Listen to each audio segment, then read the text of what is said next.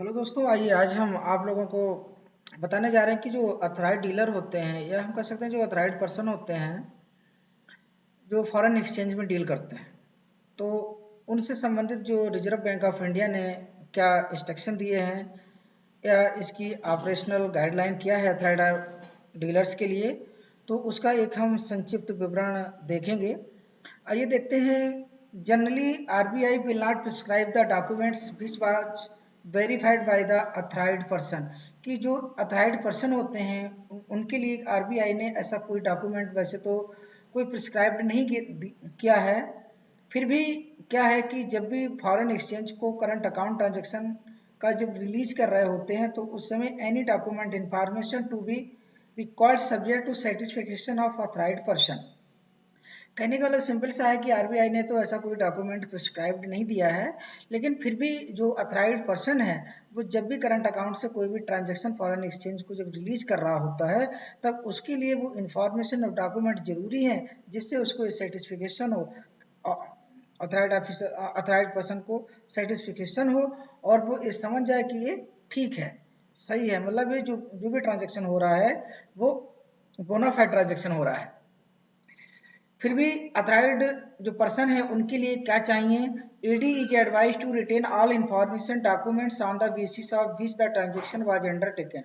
यानी जिस आधार per transaction को भेजा गया है, जिस आधार पर ट्रांजेक्शन को किया गया है, तो उससे संबंधित जो भी इंफॉर्मेशन है या जो भी डॉक्यूमेंट बंदे से लिए हैं जिसके बिहाफ पे ट्रांजेक्शन हुआ है तो उसको रिटेन करके रखना है।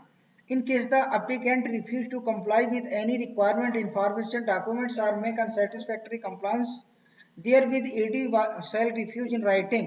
अगर कोई भी जो एप्लीकेंट है जो जो फॉरेन एक्सचेंज को रिलीज करवाना चाहता है या फॉरेन एक्सचेंज को भेजना चाहता है, फॉरेन में पैसे को रिमिट करना चाहता है, तो उस कंडीशन में अगर वो इंफॉर्मेशन नहीं देता है पैसा हमें किसको भेजना है, किस उद्देश्य से भेजना है, या अपना कोई डॉक्यूमेंट नहीं देता है, तो जो अथराइज्ड पर्सन है, जो अथराइज्ड डीलर्स हैं, तो वो राइटिंग में भी इसको रिफ्यूज कर सकते हैं कि हम पैसे को नहीं भेजेंगे जब तक कि आप हमें प्रॉपर इंफॉर्मेशन नहीं देंगे कि किस पर्पज से पैसा भेज रहे हो।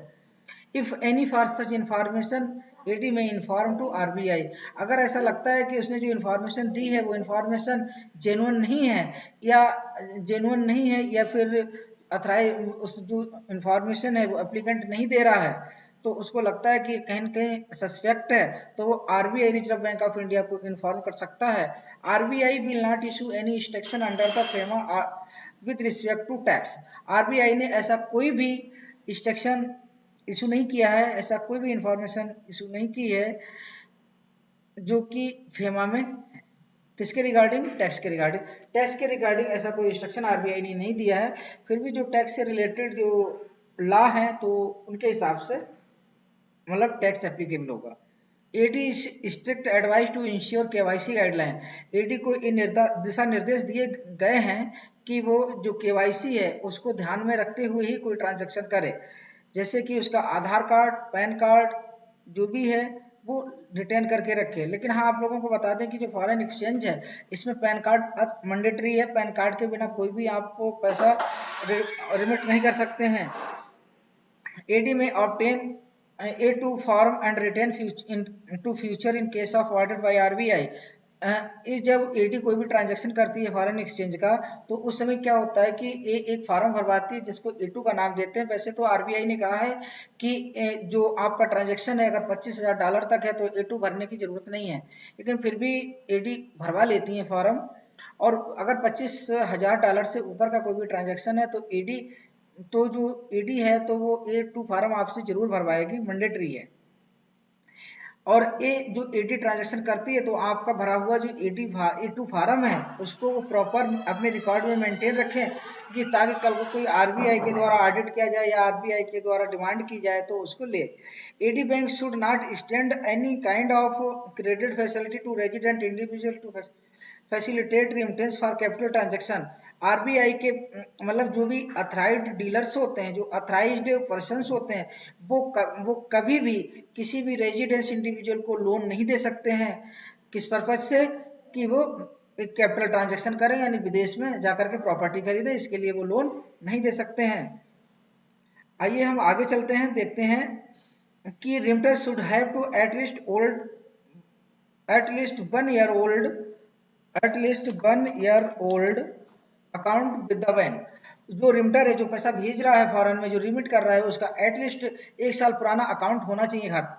अगर बाय द वे उसका अगर 1 साल पुराना अकाउंट नहीं है तो उस कंडीशन में इसको आईटीआर लास्ट ईयर का आईटीआर वगैरह उसको भरना पड़ेगा, और ए टू फार्म जो है वो तो उसको करना ही करना पड़ेगा। तो ये इससे संबंधित कुछ जानकारियां थी, जो आई थिंक आप लोगों को ये जानकारियां अच्छी लगी होंगी। प्लीज मेरा, अगर आपको ये जानकारी अच्छी लगी हो तो प्लीज शेयर एंड कमेंट।